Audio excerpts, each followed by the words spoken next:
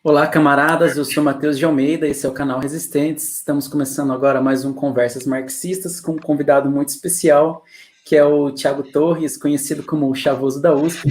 Eu passo a palavra para ele fazer as apresentações e dizer como ele ficou conhecido também nacionalmente. Passo a palavra para você, Tiago.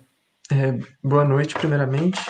Quero agradecer pelo convite, pelo espaço. É uma honra para mim poder estar aqui hoje, falando sobre marxismo, de política e tudo mais. Eu me chamo Tiago, ressaltando, né? Eu tenho 20 anos, eu moro em Guarulhos, região metropolitana de São Paulo, e estudo Ciências Sociais na USP, Universidade de São Paulo, né? Eu tenho um canal no YouTube também, chamado Chavoso da USP, e eu fiquei conhecido assim por esse nome, fiquei conhecido aí na internet depois que o texto que eu escrevi no Facebook viralizou ano passado. Eu falei um pouco sobre a minha vivência na USP, né, minha realidade enquanto uma pessoa periférica, negra, estudando numa universidade tão elitista, né? E aí esse texto acabou viralizando e o pessoal começou a me chamar desse jeito, pediu para eu criar um canal, aí eu criei um canal, né? Aí eu tô aí hoje falando sobre política, desculpa pelos barulhos aqui da rua, que minha rua é muito barulhenta, Tranquilo. falando de política, sociedade, periferia, cultura, tudo mais, né? E, e basicamente é isso. Bom, eu agradeço muito o Thiago ter aceitado esse convite. Eu assisti ele na live ontem da Sabrina, dos 300 Assistiu, mil. foi da hora. Foi bem Nossa, que legal. ansiedade que eu fiquei. Gostei muito da sua participação. Eu peço a todas e todos que chegaram agora na live, eu até alterei para começar às 6h15, porque a gente teve algumas falhas técnicas aqui no Instagram. Eu peço que vocês compartilhem com seus amigos, nos seus grupos de WhatsApp, peçam para as pessoas entrarem aqui e acompanhar essa live. Antes de começar também, eu começo com uma notícia triste aqui, é que faleceu a mãe de um dos integrantes do nosso canal hoje, bem agora de pouco, o Eduardo Moreira. Então eu peço solidariedade aqui ao Eduardo e a toda a família dele. Mas seguimos com a nossa live aqui, e o tema de hoje é crise de lideranças. E eu gostaria de perguntar para o Tiago, aqui na nossa pauta que a gente combinou, seria porque os partidos políticos ainda não são aceitos, somente nas comunidades mais carentes, e você que é um menino, um militante de periferia, gostaria que você falasse assim, sobre os movimentos que existem dentro da periferia e sobre como eles não estão atrelados a partidos políticos e o que eles têm para ensinar para os partidos, o que falta dos partidos recepcionar deles. Gostaria que você fizesse essa análise para nós. Antes, eu acho interessante mencionar como que a gente pensou. Você está me ouvindo? Seu som ficou mudo. Tô ouvindo, Ah, tá. perfeito. Tá. Como que a gente pensou nessa live um pouquinho, né? Que foi meio que baseado naquele. Eu acho, né? Que você pensou nela naqueles tweets que eu fiz falando sobre o ato em São Paulo, né? Então, primeiro eu tinha feito um texto, né? Falando as minhas impressões, né? É, por que que eu, enquanto um militante do movimento negro, um sociólogo, marxista em formação, né? Por que que eu acho que aqui no Brasil não estão acontecendo manifestações como está acontecendo nos Estados Unidos, né? Na Europa, antirracistas.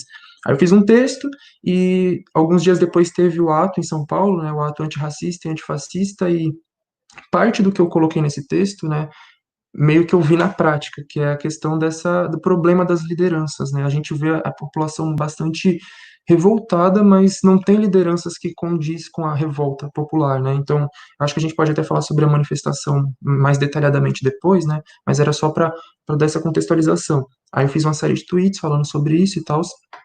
E, enfim, aí veio a ideia de fazer essa live, falando um pouquinho da questão dessa crise, né, de direções revolucionárias, porque, já entrando, né, na pergunta mesmo, né, a gente vê que tem uma, uma diferença muito grande, assim, entre as bases e as direções dos movimentos sociais, né? Ou então até, enfim, né, não necessariamente quem está em algum movimento, mas quem está na base social, de fato, e quem está um pouco mais ao topo, né? No caso, políticos, por exemplo, outras figuras de destaque dentro da esquerda, como intelectuais, jornalistas, né? Desculpa. A gente vê um distanciamento, né? E essa questão dos partidos políticos, né? A gente tem visto que a política institucional está perdendo cada vez mais mais força, não necessariamente mais força, mas pelo menos a crença da população na política institucional é cada vez menor. Só que eu acho interessante falar que na periferia nunca teve de fato uma crença muito grande, né, nessa política, né? Porque primeiro porque ela está muito distante da gente, né? A educação política não chega até a gente, propositalmente.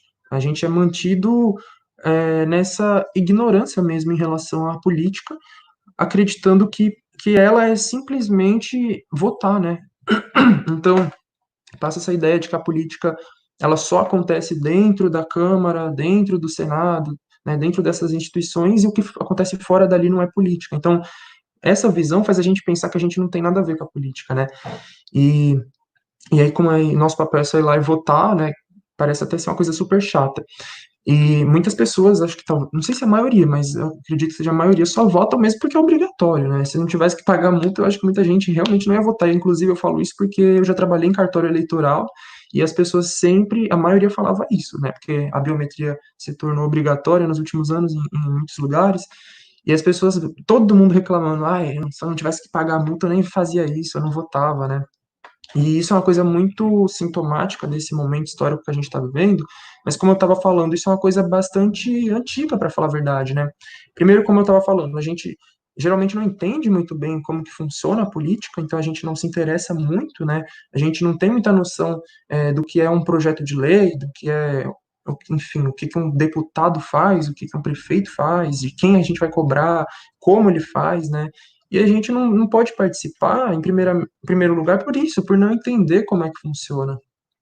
Eu, por exemplo, fui entender, tipo, o básico da política com 16 anos, porque o diretor da escola foi na sala de aula falar, tipo, é porque, enfim, foi bem no ano do golpe, né?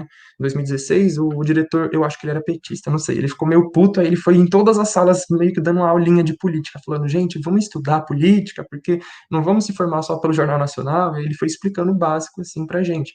Mas até então, nunca tinha tido contato nenhum.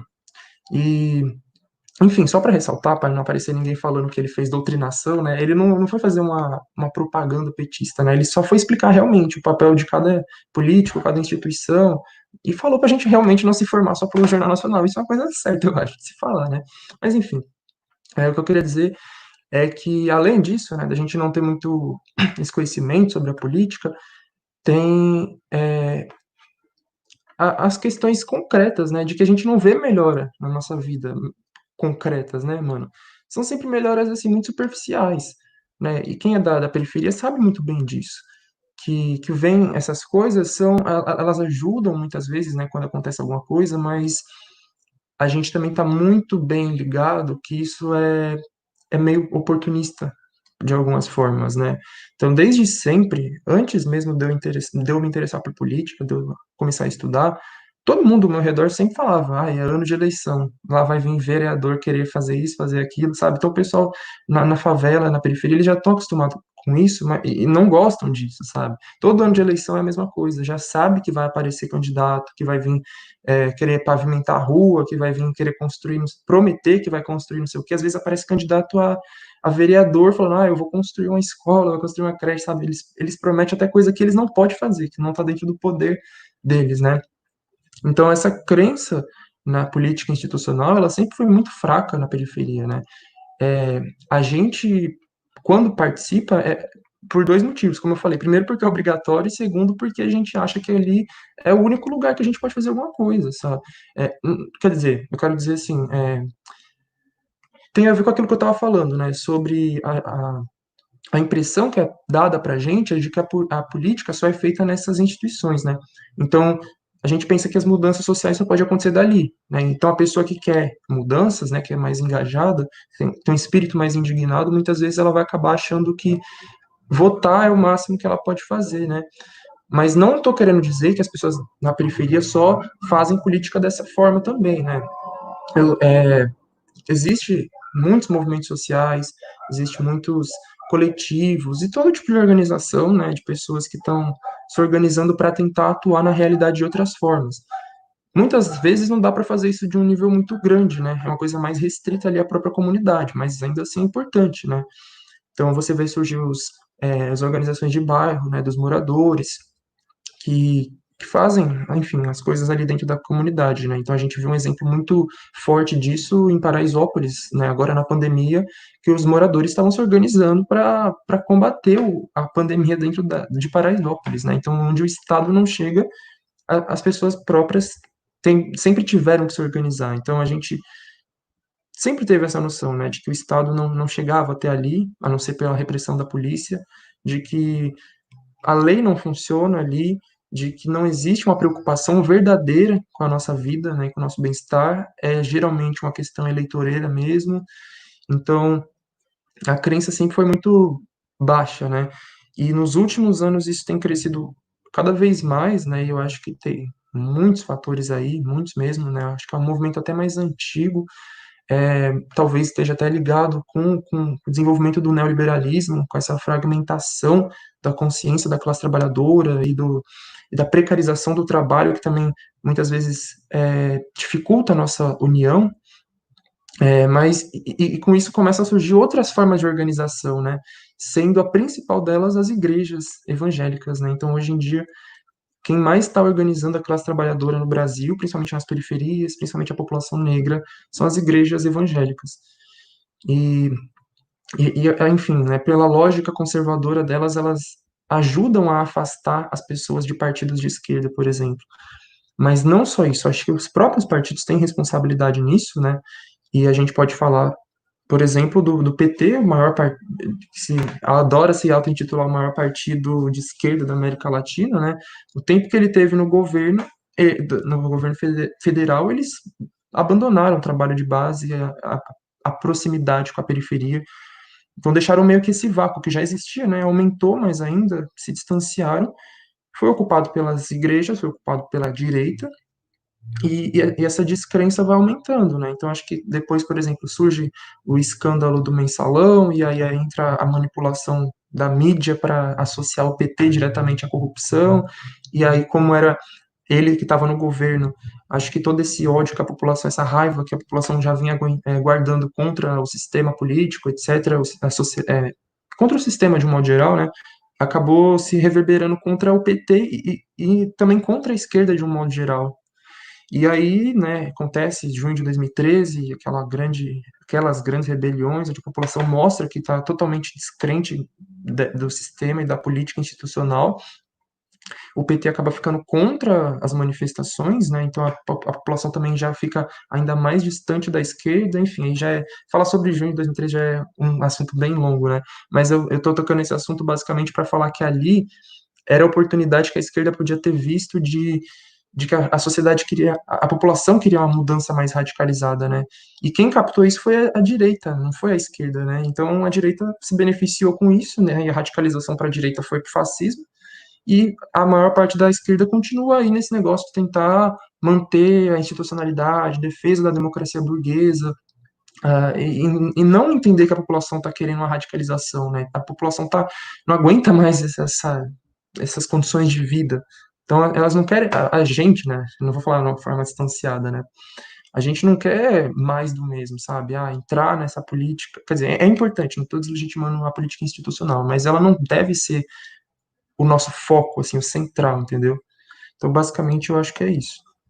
Bom, eu gostei de um gancho e até meio que quebrando um pouco a nossa pauta, mas do que você falou ontem sobre esse mito, né, de que a periferia é despolitizada, e eu gostaria também de trazer um mito maior de que as pessoas têm no Brasil de que quem fez ensino superior é uma pessoa totalmente politizada, e é totalmente contrário, né? Gostaria até que você fizesse essa diferenciação, porque agora você é um menino de periferia e sempre viu tudo ali na prática, e agora está frequentando esse âmbito acadêmico e sabe como esse âmbito acadêmico é muito mais despolitizado, na verdade, do que realmente se mostra. E a gente tem várias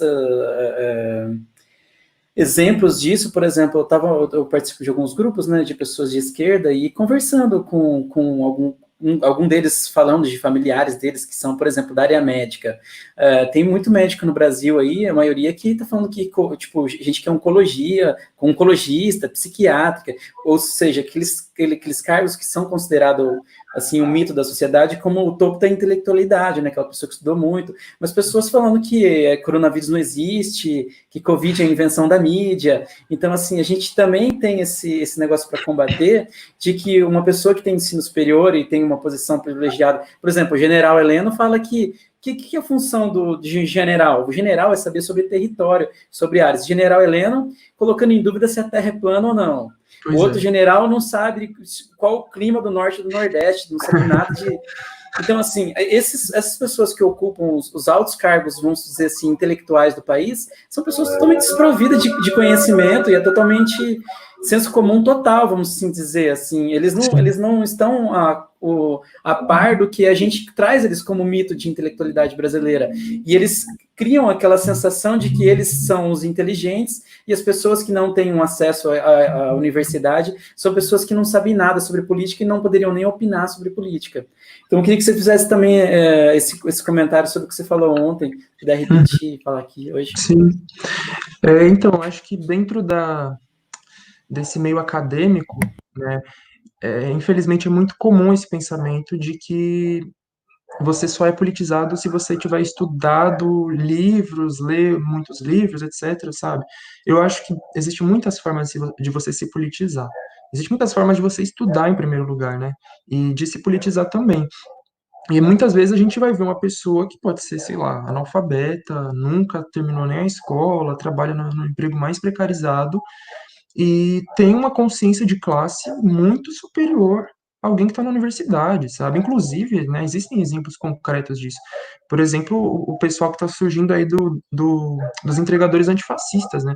Não estou querendo dizer que eles são, sei lá, não têm escolaridade, eu não conheço a escolaridade deles. Estou querendo dizer que eles estão numa profissão bastante precarizada, são negros todos ali, né? É um grupo que o pessoal acadêmico falaria que são alienados, não sabe de nada, sabe? E a gente vê um nível de politização gigante ali, sabe? É um potencial muito grande que existe nesse grupo, que merece todo o nosso apoio. E, enquanto isso, na USP, a maioria das pessoas ali dentro, elas não têm uma consciência radicalizada de classe, de mudança social, né? Enfim, é muito variado o perfil dos estudantes ali do curso de Ciências Sociais, né? Isso que a gente está falando do curso, assim, que existe a maior quantidade, eu acho que, de debates sobre política, né? É o curso de Ciências Sociais ali da FEFELESH. E a gente não vê que todo mundo ali, a maioria, são bastante politizados, né?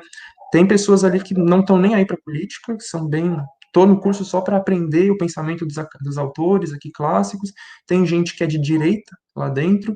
Tem gente que, eu sou de esquerda, mas eu não estou nem aí para nada. Tem gente que é centro-esquerda, reformista, que é a maioria.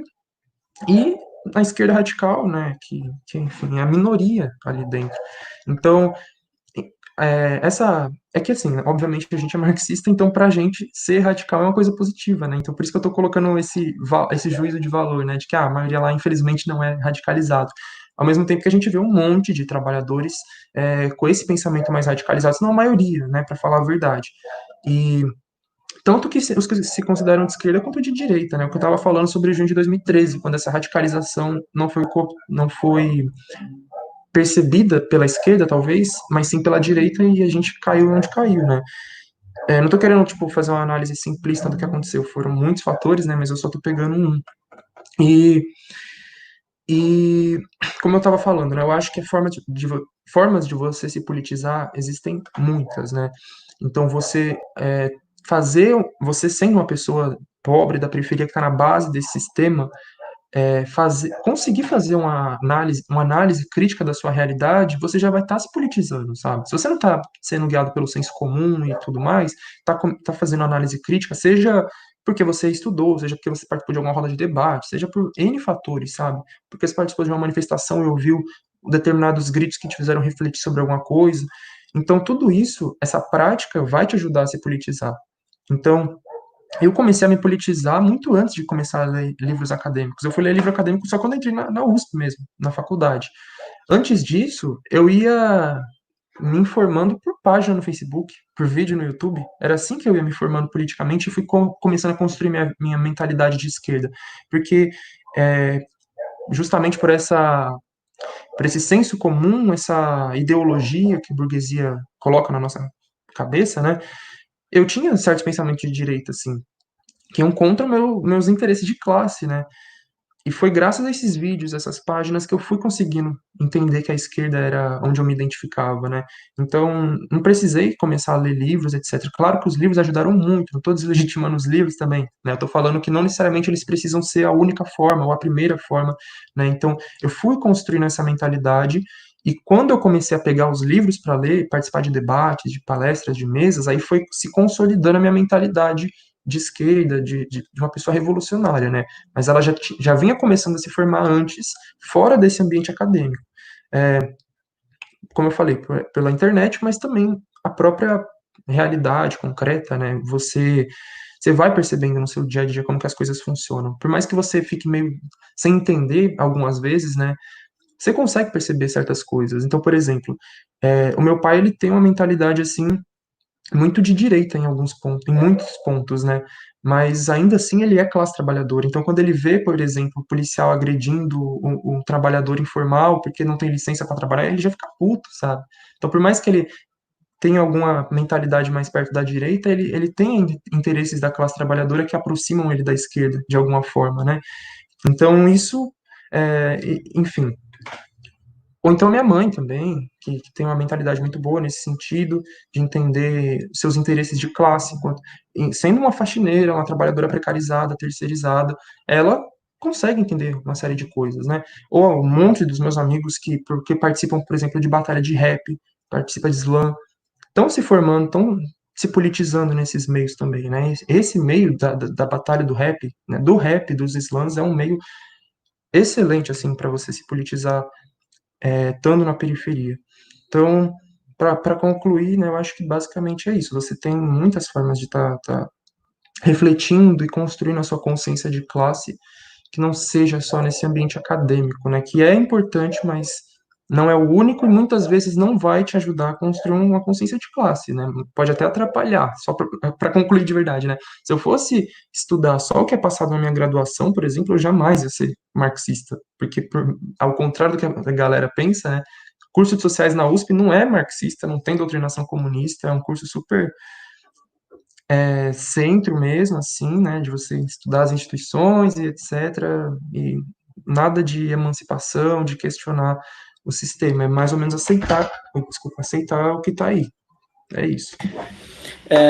Pegando um gancho do que você falou, na verdade, todos que as pessoas, principalmente o pessoal da direita, né, que reproduz essas mentiras de que existe doutrinação. Na verdade, todos os cursos são de direita ou são para defender a institucionalidade, né? De certa forma, que acaba sendo de direita. E marxista ou alguém que tenta fazer alguma crítica social um pouco mais profunda ou radical é sempre minoria e quando existe ainda, porque na maioria das faculdades nem existe esse tipo de pensamento.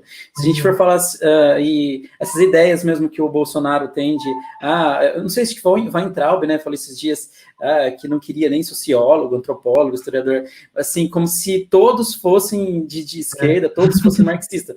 Na verdade, quem mantém o sistema e quem mantém tudo funcionando conforme é preciso para o capitalismo extrair, né, a reprodução social, são esses próprios profissionais que ele está indo contra.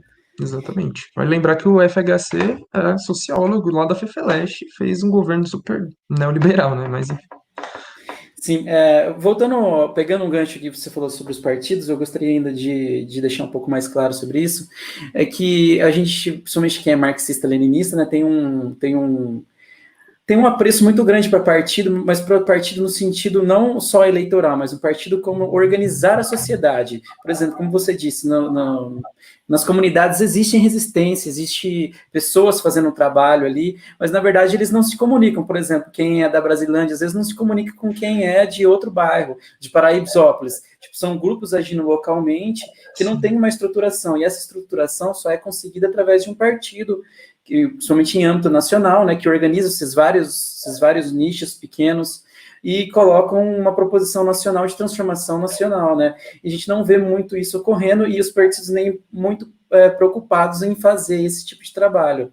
Então, o que acaba acontecendo na prática é que quando existe período eleitoral e os partidos não têm muitas pessoas para lançar, eles chegam nessas comunidades, cooptam, né, essas lideranças, trazem para fazer só participar da eleição e acaba não, principalmente para ganhar, né, os votos daquele local, e às vezes essas pessoas nem são eleitas porque só pega os votos daquele líder naquele local, pega de um líder de outro local e elegem aquelas pessoas que realmente receberam um patrocínio do partido para ser um nome posto, por exemplo, municipalmente, ou estadualmente, ou nacionalmente. E Pode muitas falar. vezes até desarticula aquela luta que está sendo feita, né? Porque, por exemplo, o trabalho que eu faço, né, por exemplo, dando palestras, né, eu sou muito convidado para dar palestra em escolas públicas da periferia para falar, né, sobre a minha trajetória, desde sair da escola pública, estadual, periférica, até entrar na USP. É, se eu, aí, por exemplo, vamos supor que eu resolvo sair candidato esse ano para vereador, alguma coisa assim, isso vai estar desarticulando um trabalho de base muito grande que eu estou fazendo, porque o que eu vou fazer na institucionalidade eu não é diferente do que eu faço indo nessas escolas, sabe? E as escolas não vão chamar eu para dar palestra para falar da universidade, etc., sendo um vereador, candidato, porque, né, vai acabar até pegando mal para a escola, etc. Então, existem lutas que sendo feitas na realidade, não na realidade, fora da institucionalidade, pode trazer um ganho muito maior do que lá dentro, né? Então, por exemplo, eu estava falando dos entregadores antifascistas. O líder deles falou que ele foi convidado para sair candidato, por exemplo. E ele recusou, ele falou: a luta que eu estou fazendo aqui, para mim, está valendo mais, né? Ou então aquele pastor lá do Rio de Janeiro também, que é um pastor mais progressista, também existe essa possibilidade dele sair candidato. Então, infelizmente, eu acho que muitos políticos acabam achando que vamos pegar essa liderança, vamos pegar essa pessoa que está se destacando e trazer para a política institucional. E muitas vezes não, é melhor você ir lá e dar alguma forma de incentivo para aquele projeto que está sendo feito lá, ou tentar ligar ele, né, com outras periferias, igual você falou, do que você querer puxar essa pessoa para trazer para a política institucional e vai, tipo, tirar uma pessoa importante daquela luta que está sendo feita ali, que é tão necessária. Eu vou passar para outra pauta agora, que seria a questão de, às vezes, também essa só preocupação partidária com a eleição, e por estarmos ainda num país, né, muito conservador, uh, estrategicamente, taticamente, vamos dizer, eles abrem mão de tocar em alguns temas ou de fazer algumas lutas que são lutas primordiais para quem está no dia a dia, somente em grupos que a gente assim se chama de minorias, mas na verdade são maiorias do país. Mas, por exemplo, vamos dar um exemplo concreto. A Dilma deixou claro, gente, eu sou de esquerda, eu estou falando aqui, isso aqui a maioria do povo que nos assiste é petista, mas assim, eu estou fazendo proposições para a gente debater e agregar. Mas, por exemplo, a Dilma abriu mão de falar sobre legalização ou não do aborto, ou sobre algumas coisas assim. E a gente acaba entrando nessa lógica eleitoral e abrindo mão de coisas que são essenciais para a luta em si.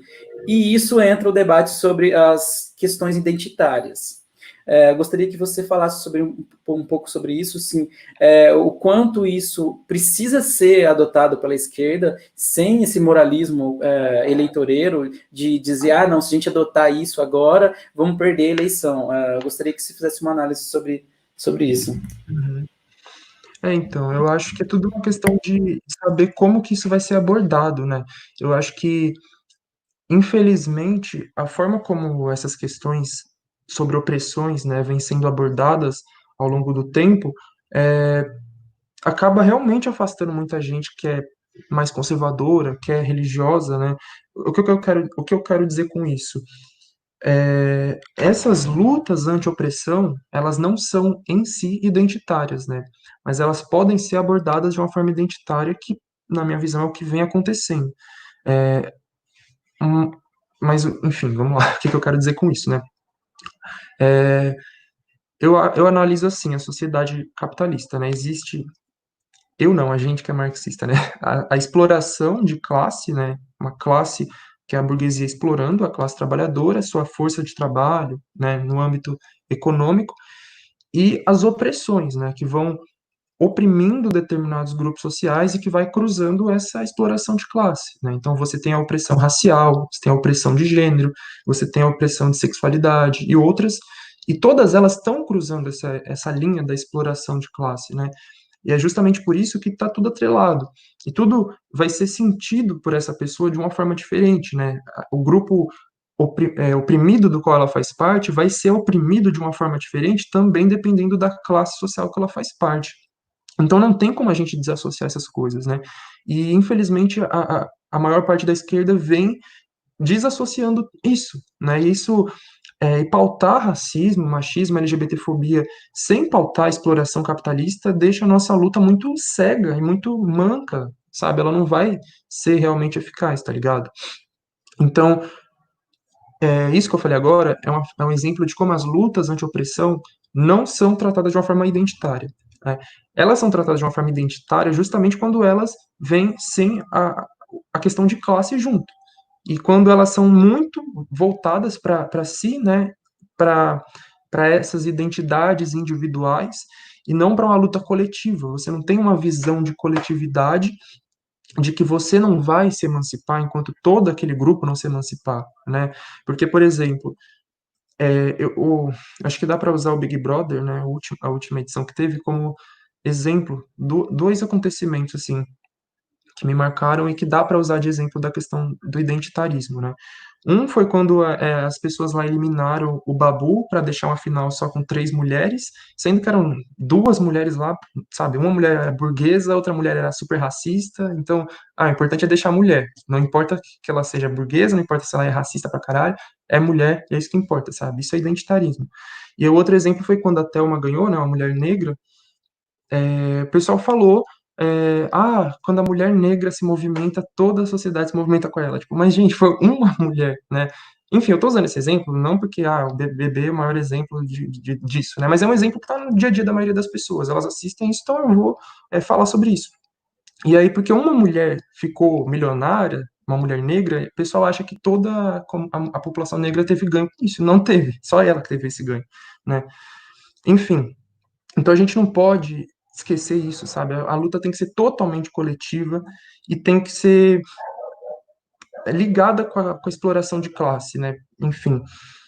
E essa forma mais identitária, mais individualista que ela vinha sendo tratada, não é uma forma que faz a classe trabalhadora se enxergar nessa luta, né? Porque a classe trabalhadora é majoritariamente negra e feminina, né? Então, cadê a lógica? Por que a maioria da classe trabalhadora não está se identificando com essas lutas, né? Não é a maioria, né? A gente fica fechado muito numa bolha da internet, do Twitter, do Facebook, a gente acha que é a maioria que está militando no movimento negro, feminista, mas não é a maioria, é uma minoria. Se a gente for ver que a gente mora num país com mais de 200 milhões de pessoas, a maioria, uma boa parte sequer tem acesso à internet. Então, esses debates são muito dentro de uma bolha. E, e quando eles chegam nessa maioria das pessoas, eles vão chegar dessa forma bastante individualista, sabe? Vai chegar lá com a questão do meu corpo, minhas regras, sabe? É direito da mulher se prostituir se ela quiser, sabe? Tipo, ela não tá fazendo aquilo porque geralmente ela não teve outra opção. Por exemplo, as mulheres travestis, as mulheres trans, travestis, sabe? Que muitas vezes não, geralmente não são acolhidas no mercado formal de trabalho e acabam tendo que recorrer à prostituição. E tem gente que acha que isso é empoderamento. Enfim, tô falando de uma forma generalizada. Eu sei que tem casos e casos, mas, né, enfim. E, como eu estava falando, a maioria da classe trabalhadora no Brasil é negra, é feminina e talvez seja até LGBT, né? Porque isso é uma questão tão abafada que as pessoas nem conseguem descobrir a sexualidade delas e falar sobre isso, né? Graças a essa imposição da cis-heteronormatividade. Então, pelo menos a maioria da população acha que é hétero, né? Mas talvez seja bi, por exemplo, sei lá. Enfim, o que eu quero dizer é que essas questões das opressões, elas são muito importantes no dia a dia da classe trabalhadora, principalmente quando a gente vai falar sobre o genocídio da população negra, né? Eu sempre bato nessa tecla que a esquerda tinha que tratar como uma das suas principais prioridades lutar contra o genocídio da população negra, né? Eu acho que ultimamente está começando a rolar mais debate sobre isso, mas infelizmente por causa de influência externa, né? Quando vê coisas acontecendo nos Estados Unidos que a gente começa a debater mais sobre aqui, né? A gente como um todo, né? Porque a população negra, o movimento negro sempre teve debatendo, mas a esquerda de um modo geral não dá centralidade para isso, né? Ela trata como uma questão muito secundária, né? E é o que eu falei. As lutas anti-opressão não são em si identitárias, mas elas podem ser identitárias. Mas tem uma parte da esquerda que trata como se fosse em si identitário, né? Então, uma parte dessa esquerda, né, que trata assim, a nossa luta é só de classe. E aí, do lado, assim, né, de forma secundária, tá ali a questão racial, que é um agravantezinho, tá a questão feminista, mas não é assim, sabe? Uma coisa que tá ali do lado secundário. Como eu falei, é uma coisa que tá atravessando. Então não dá para você acabar com um sem você acabar com o outro. E, mano, a população negra, principalmente nas favelas, nas periferias, estão lidando diariamente com a violência policial e a violência do Estado de um modo geral. E só ela que está se revoltando, se rebelando contra isso, fazendo manifestações ali muito locais, muito restritas, né? E enquanto essa população não conseguir entender, se identificar com a esquerda, falar, tipo, é na esquerda que eu vou conseguir algum ganho nessa luta contra o Estado, contra o sistema que me oprime, vai continuar votando na direita, vai continuar elegendo Dória, vai continuar elegendo Witzel, Crivella, sabe? Porque a população nas favelas vota em peso nessas pessoas. Porque a esquerda não está próxima nesse sentido. Ela não fala, gente, nós somos contra essa violência policial, contra o Estado, contra o genocídio, o racismo, etc. Sabe? Trata como coisa secundária. Enquanto não tratar como coisa central, é o que eu falei, não vai rolar essa identificação, essa aproximação também. As pessoas estão se refugiando, inclusive, nas igrejas, né, como eu vim falando no começo, é quem mais organiza a classe trabalhadora são as igrejas, que são conservadoras e que faz as pessoas votarem em Bolsonaro, em Crivelas, etc. E a esquerda vai continuar perdendo enquanto não entender como que o racismo está afetando a nossa classe diariamente, como que o machismo afeta também o patriarcado, né, o cis-heteropatriarcado. Então vai ser complicado, sabe? Enquanto a gente não conseguir fazer um debate assim honesto, maduro sobre essas questões, com todo mundo, né?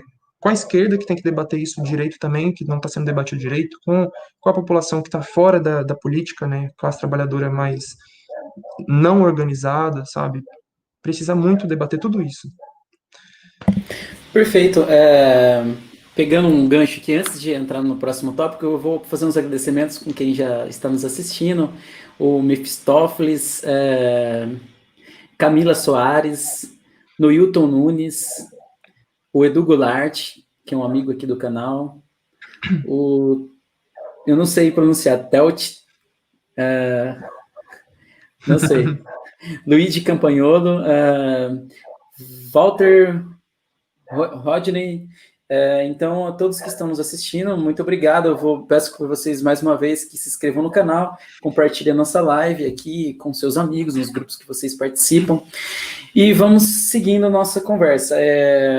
Uma das coisas que você falou que é muito importante também, principalmente por campo do marxismo, é que a gente, né, trabalha com concretude. Se a concretude é que a maioria da população é negra, a maioria da população é mulher, não tem por que tornar essas coisas como...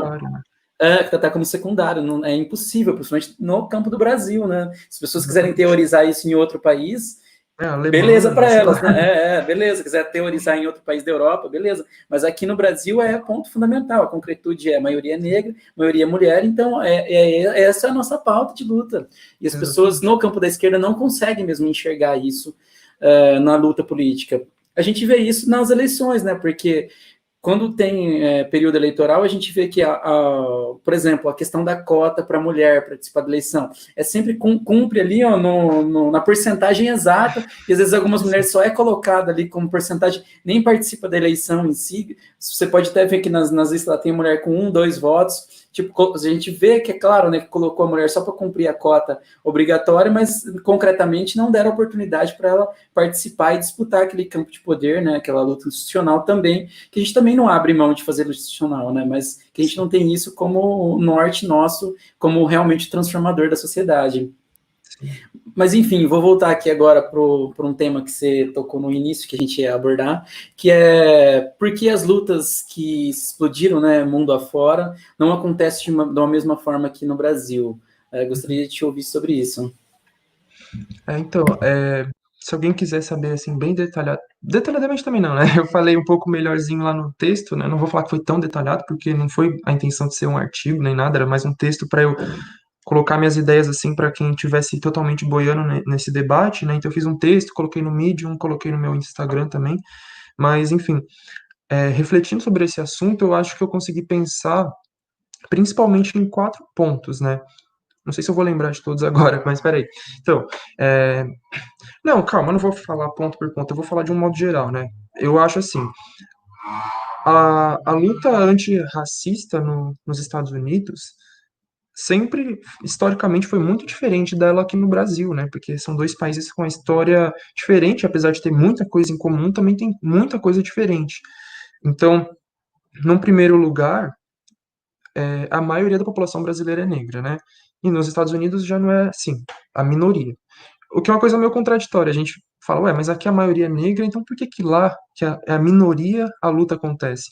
Mas se você vê, primeiramente, né, lá existem negros e brancos juntos nessas lutas, né? O pessoal é aliado na hora de ir para cima e de enfrentar a polícia, o sistema. Aqui no Brasil, a gente ainda vê muita dificuldade, assim, das pessoas brancas entender que essa luta é social, sabe? Precisa ser batida de frente, assim, todo mundo junto. Então, você vai numa mesa, numa roda de conversa, não, enfim, uma coisa aberta, um debate aberto sobre racismo, por exemplo, na USP, sei lá, na universidade, só tem pessoa negra lá. Parece que as pessoas brancas, a maioria, não estão interessadas em debater sobre isso, ou não sei o que acontece, né? Ou algum ato, morre alguma pessoa, é morta alguma pessoa negra, etc. A maioria que está lá são pessoas negras, né?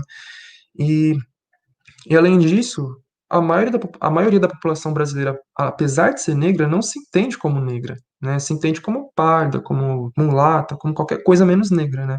E lá é muito mais fácil para eles entender que eles são negros. E criar essa noção de que eles são um povo, né? Aqui no Brasil não existe essa noção. A gente, sou, sei lá, eu sou integrado na sociedade, eu sou negro, mas a minha mãe é branca, mas o meu pai é não sei o quê. Então, eu sou povo brasileiro, não existe um senso de coletividade construído historicamente entre as pessoas negras, né?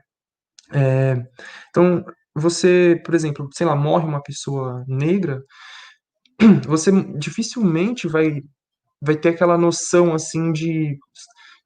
Como que eu posso dizer? Não, o que eu quero dizer é assim, eu acho que nos Estados Unidos, quando matam uma pessoa negra, toda a comunidade negra se sente ameaçada, né? Porque eles têm noção, mais ou menos, do que está acontecendo ali, principalmente do fator racial que existe por trás daquilo.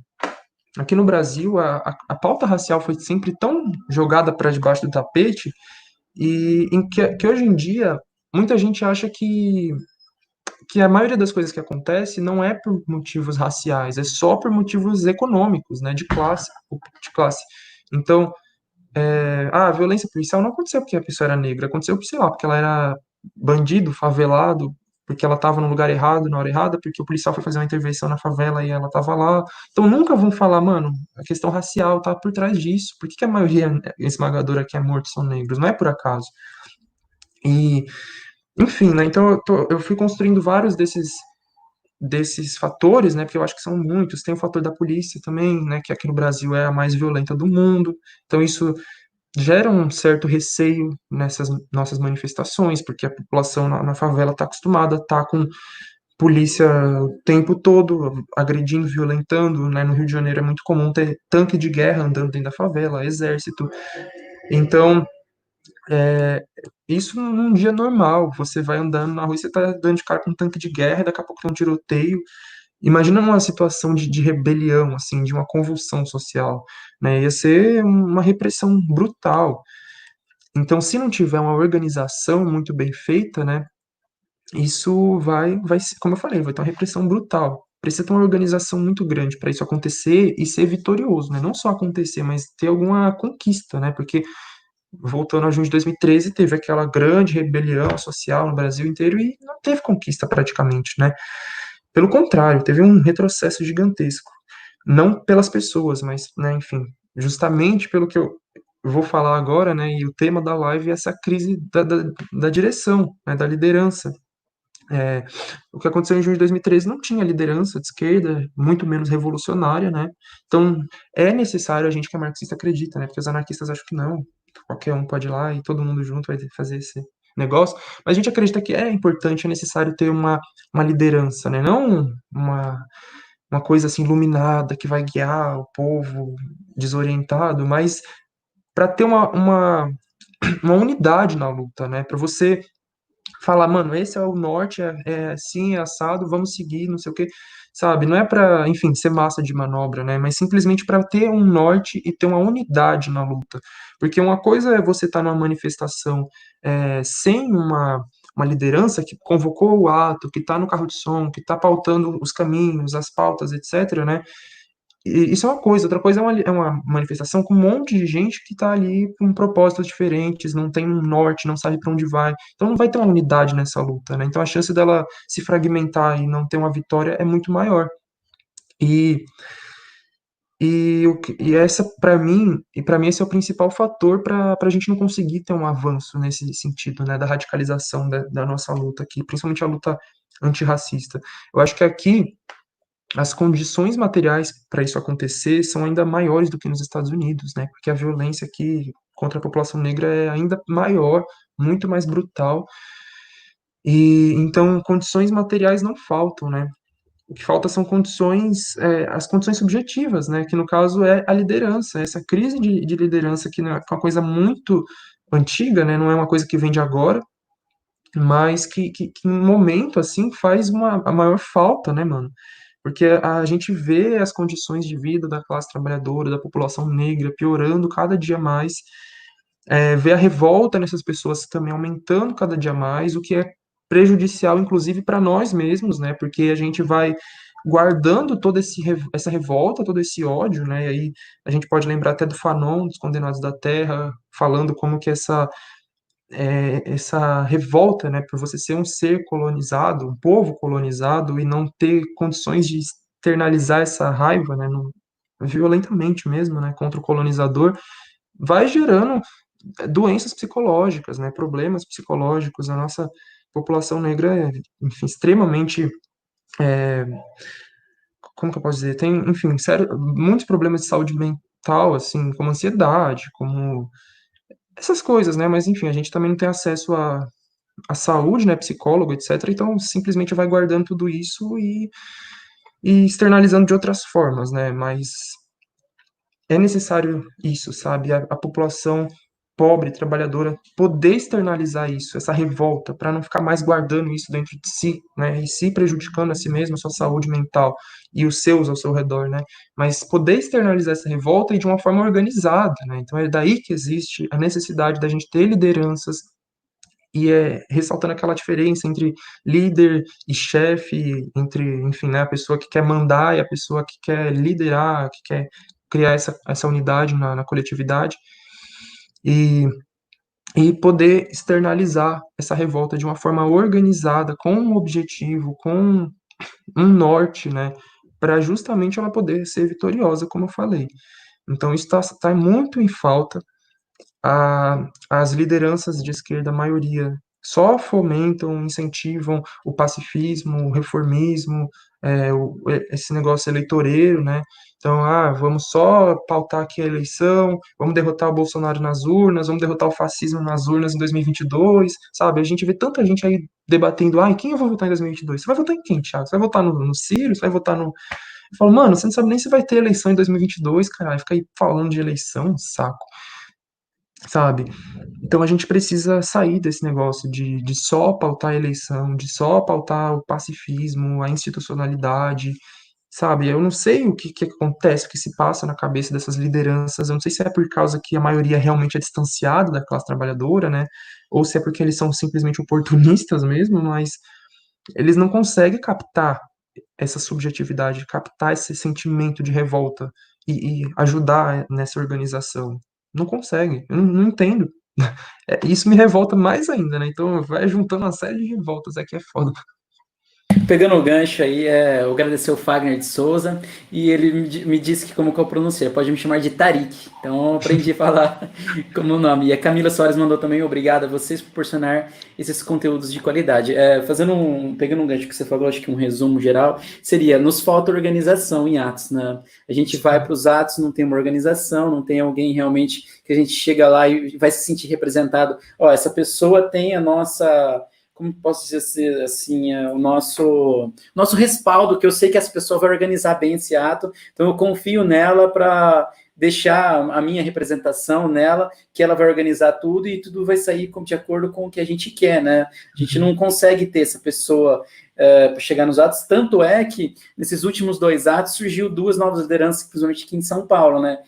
Foi o Emerson Osasco e o Paulo Galo, dos representantes Exatamente. Então, desculpa te interromper, eu só queria falar disso que você me lembrou uma coisa muito importante, né? Que a gente está percebendo nessas manifestações em São Paulo, novas formas de organização surgindo justamente de baixo. Nada relacionado a esses políticos institucionais eleitoreiros. Você está vendo organização surgindo dos entregadores de aplicativo e da torcida organizada do Corinthians e outras, né? Mas principalmente a Gaviões. Então, mano, é isso que os partidos têm que entender, tá ligado? Tipo, o pessoal tá se organizando por torcida organizada, por aplicativo, e o partido tá, tipo, perdendo toda a credibilidade, se é que já teve, né? Então, Né? e você vê que quem tá Então, nessas organizações são pessoas da base, da classe trabalhadora, pobres, periféricas, negras, e os partidos lá, majoritariamente dirigidos por pessoas brancas de classe média, estão lá, vamos ser pacíficos, gente, vamos respeitar a polícia, vamos respeitar as instituições, não sei o que, sabe? e eu vi muitas pessoas da esquerda comemorando, né, o surgimento, e é claro, a gente tem que comemorar, mas na verdade isso é um sintoma de que os partidos estão totalmente Sim, falidos, né? Se os partidos não estão lá organizando a classe trabalhadora, se surgiu pessoas do nada organizando, quer dizer que as pessoas não tiveram apoio nenhum, chegaram no limite tão extremo de estar tão desamparadas que tiveram que fazer por conta própria essa organização. Então, isso aí é um sintoma de que os partidos estão falidos e a gente precisa de uma reformulação total mesmo no campo de organização. Estamos desorganizados, desestruturados, e desse jeito não tem como a gente só falar uma palavra de ordem fora Bolsonaro, se né, pois é. não tem a organização mesmo realmente pronta para fazer né, essa tomada de É, poder popular. Pode falar. não, desculpa, pode concluir. Não, Já pode concluiu? falar. Então, essa questão do fora Bolsonaro, né? Porque não existe nenhuma uma unidade em torno dessa luta. Tipo, beleza, tá todo mundo ali no ato gritando fora Bolsonaro, mas, tipo, primeiramente, por que a gente quer tirar o Bolsonaro? Todo mundo aqui tá entendendo o porquê disso? E segundo, depois que tirar ele, o que que vai vir depois, sabe? Vai vir o Mourão, beleza. E o Mourão é uma boa opção? E se tirar o Mourão e vir Rodrigo Maia é uma boa opção? E se convocar novas eleições vai solucionar os problemas, sabe? Então a gente vai ficar perdido nessa superficialidade, sabe? Porque você tira um e vem outra desgraça. Você faz eleição de novo e vai vencer um Dória da vida, um Luciano Huck. Então, enquanto a esquerda não entender isso, que não é só eleição, ficar pautando 2022, e sim você dar essa radicalização e entender que a gente precisa de coisas muito maiores para resolver de fato nossos problemas, né? A gente não vai ter um avanço de verdade. Perfeito. E bom, enfim, eu acho que já estamos chegando a uma hora de live também. Eu passo para você fazer as últimas considerações, mas antes de você fazer, eu gostaria de pautar também um debate de hoje, né? Aproveitando que a gente tem uns 10 minutos ainda, que vai ao encontro de tudo que a gente debateu aqui hoje sobre a esquerda, às vezes, né? Precisar muito de se politizar mais. Eu vi muitas pessoas, claro, né? Assim, eu comemorei 1 minuto e já voltei para a realidade, né? Hoje da prisão da Sarah Winter, né? Que na verdade a gente não se comemora a prisão, né? E para prender ela, estão usando lei de segurança nacional, que é uma lei da ditadura, tipo, inconstitucional, e que estão usando ela hoje para prender ela hoje, amanhã vão usar para prender toda a esquerda também, que se resolver revoltar contra o sistema, né? Porque, querendo ou não, ali é uma revolta do sistema, né? O Bolsonaro conseguiu encampar algo antissistema que a esquerda deixou de fazer, né? Que, na verdade, quem deveria estar criticando que um judiciário que só governa para só faz medida para a burguesia, um legislativo que também só está preocupado em fazer reforma e retirar direitos. Tipo, quem tinha que estar lá contra o Congresso seria nós da esquerda. Pois E é. hoje a direita tomou essa pauta, E a estão gente está sendo, sendo obrigado a defender o Congresso, defender a Constituição. sim, tipo, assim, nós estamos numa situação preocupante mesmo.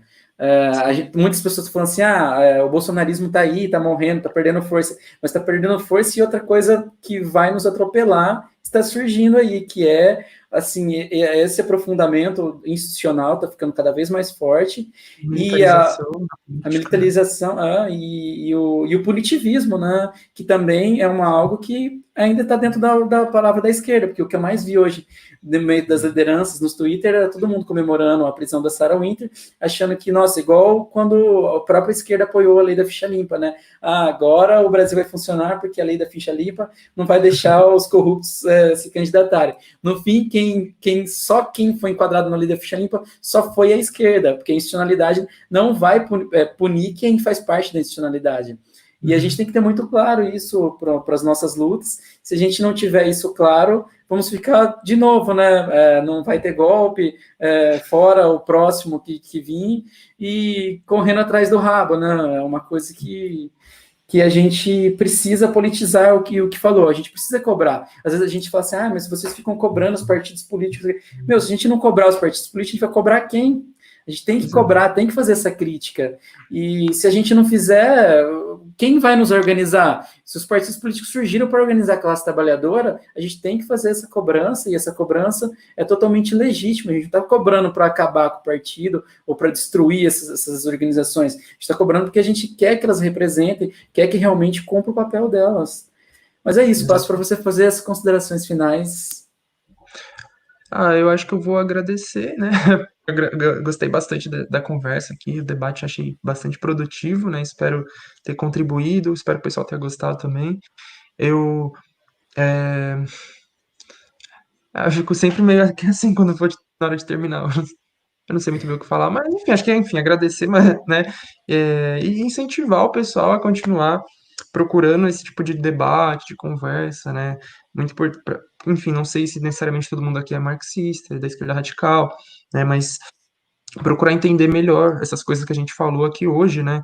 Sobre como a exploração de classe é, e as opressões estão interligadas, sobre como a gente não deve confiar na institucionalidade burguesa, e todas essas outras coisas aí que a gente foi conversando ao longo do dia, né? A gente conversou bem a ponta do iceberg, ainda dá para se aprofundar em muita coisa.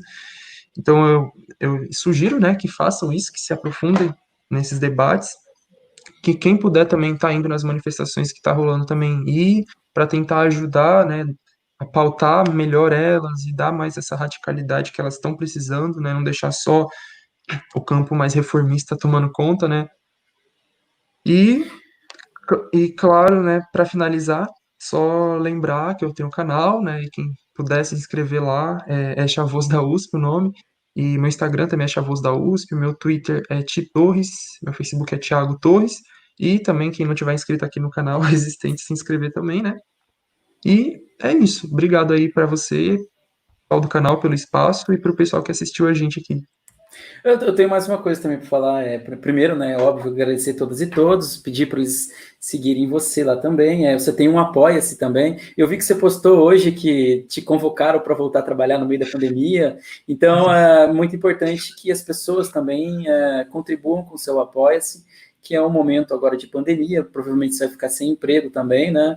É uma pessoa da luta, um marxista. Então, eu peço que todos contribuam com ele e que expandimos nosso campo marxista aqui, né? Agradeço mais uma vez você ter aceitado esse convite, espero contar com você em umas próximas oportunidades. Acho que aqui é como você disse, eu sempre tento fazer aqui, né, debates, né, o nosso Conversa Marxista serve para isso, para fazer debates introdutórios, sem muita complexidade, mas que tragam as pessoas de uma forma simples, né, e de fácil acesso de conversa, para temas que podem ser aprofundados, né, e acho que a gente conseguiu cumprir essa missão hoje. Agradeço muito, peço que vocês mais uma vez compartilhem em suas redes sociais, e agradeço a todos e todas que participaram dessa live. Agradeço mais uma vez a todos mesmo aqui que mandaram os comentários, e peço que vocês acompanhem o canal ao longo da semana. Temos uma grande programação, vários debates a ser feito ainda ao longo dessa semana. Obrigado a todos, boa noite e até a próxima. Tchau, tchau.